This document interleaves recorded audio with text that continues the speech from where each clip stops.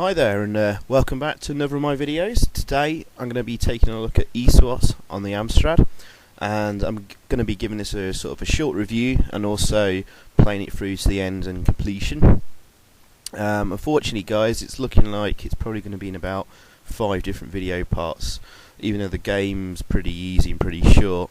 Unfortunately it's not exactly the speediest game either. So I apologise for that, but I've cut out the loading in between levels just to sort of keep things moving forward and not bore you to tears.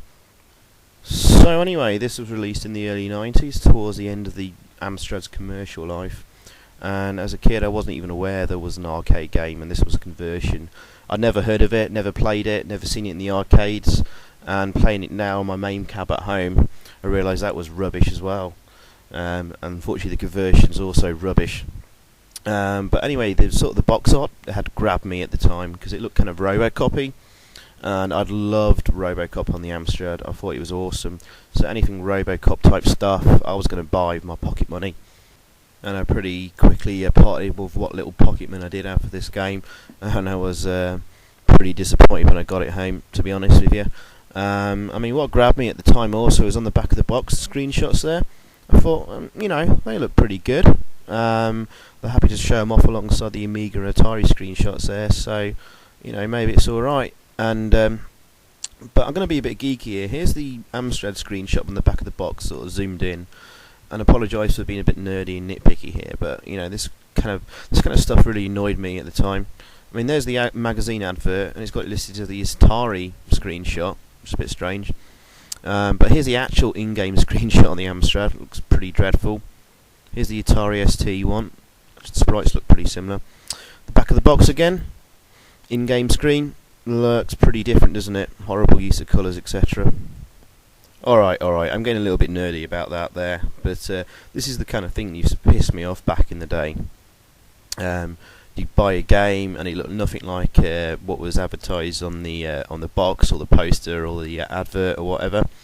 And if I remember correctly, I think the famous one was Nemesis or Gradius on the Spectrum, where I think a Spectrum magazine had reviewed the game and posted screenshots of the game, and it ended up being nothing like that, and it was just mock-ups done by an artist. So it's pretty shocking what they used to get away with back then. But anyway, it's only a minor gripe in this game's case. I mean, to be honest with you, I get more annoyed with modern games these days on the back of the boxes. They don't ever really seem to give you any in-game screenshots, just what looks like cutscenes and intro things that have been mocked up for the box. But anyway, alright, we start the game up here. I'm just doing my keys, and it's on the title screen there. It says Creative Materials Limited did the conversion. That's Richard Applin's company, and he used to work for, and if you remember, Richard Applin did the awesome Double Dragon and Shinobi conversions, so it's even more disappointing that this is the end result, considering that Richard Applin might have had his hand in this.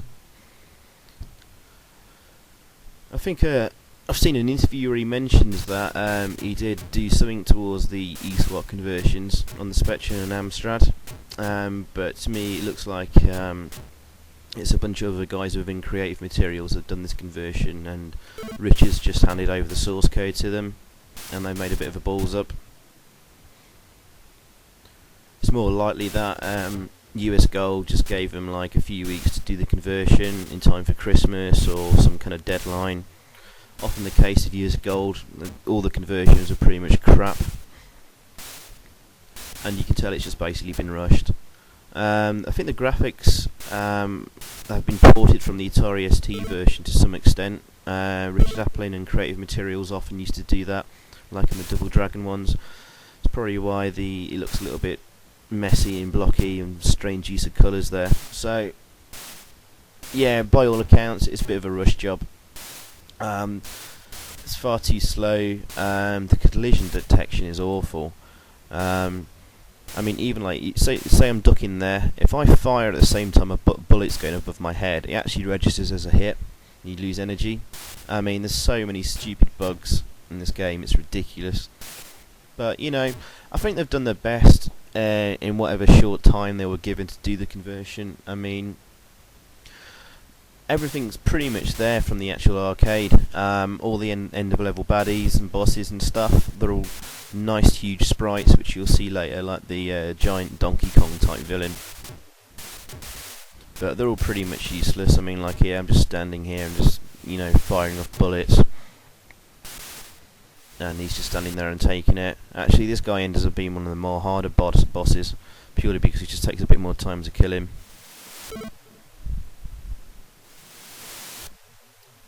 Yeah, no music, and the sound effects are pretty pitiful.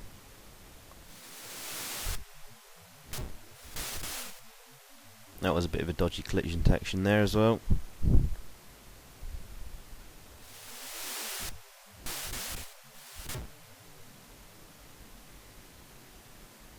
Yeah, this is going on for far too long here.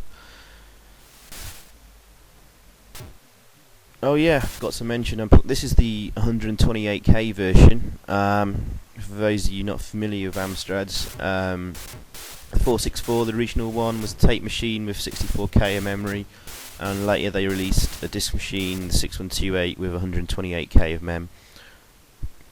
And this is the 128K version I'm playing here, the disc version. Thank God, because the loading in between levels and the tape version drove me crazy. And if you're unlucky to have the cassette version and 64K in memory, then to make matters worse, they actually squash the graphics down. The actual playing area is half the size and everything's squished. It looks even more dreadful. And tape loading between levels will just drive you balmy on this one.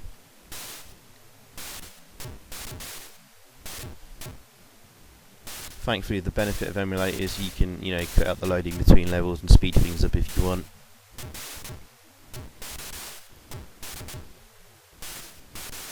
The strange thing about the speed of this game is later on, when you get the exo suit, or whatever it's called, I think the second level of that, where the building's collapsing and you have to shoot the bloke as he's blowing into the building. For some reason, the game suddenly speeds up when you're approaching that end of level. It goes twice the speed. So I'm wondering why the rest of the game just suddenly is just crawling like this, whether they, you know, deliberately slowed everything down because the other sprites move too slowly. I don't know. But like I said before, I think they've done the best they can. This is almost like, you know, we haven't got a good game here, but we're going to try and get as much as the arcade as we can into it. It's almost like a simulation of the arcade and what it could be on your Amstrad, rather than an actual playable game you're going to come back to. So, you know, all the levels there, pretty much all the enemies are as well. I think the only enemy missing is the like ninja girls that jump about later on in the game on the arcade. But as I said before, all the end of level bosses are here. The big truck, this guy here, the boomerang, don't shoot the girl on the head. The giant Donkey Kong ape thing, the tiger's there, and yeah, they've even bothered to put in the helicopter that drops you down on the first exosuit level. They've got the building blowing up and slowly collapsing around you on the other level. The only real rubbish bosses are the two sort of Terminator robot dudes that come and attack you towards the end of the game. For some reason, they don't even fire any bullets; they just stand there. They actually end up being like the very, very final bosses as well. So that makes a very rubbish end to the game. But anyway, I think I'm going to end my commentary here and let you watch the rest of the game. Taking the game on its own, it's pretty dreadful, but considering the source material of the arcade original was pretty crap anyway, as a conversion of that onto an 8-bit machine, I suppose it's done okay. I mean, go and have a look at the Atari ST and Amiga versions. I mean, they were dreadful. In fact, this probably plays a little bit better than them, and at least it's got a better graphics than the Commodore 64 and the Spectrum versions. So anyway, enjoy the rest of the video. Thanks for watching, and hopefully I'll catch you on some other videos as well. Alright then, cheers, bye.